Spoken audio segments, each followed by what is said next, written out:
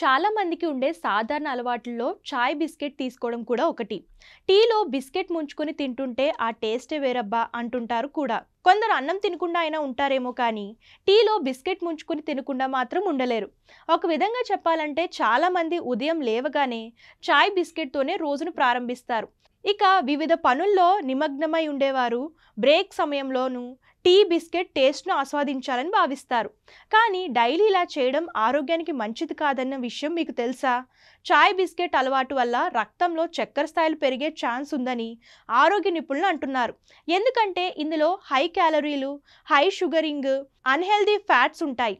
పైగా fibre content ఉంటుంది. కాబట్టి ప్రతిరోజు టీలో ముంచుకొని తినడం వల్ల అధిక బరువు, రక్తంలో చక్కెర స్థాయిలు పెరిగే అవకాశం ఎక్కువగా ఉంటుందని నిపుణులు చెప్తున్నారు.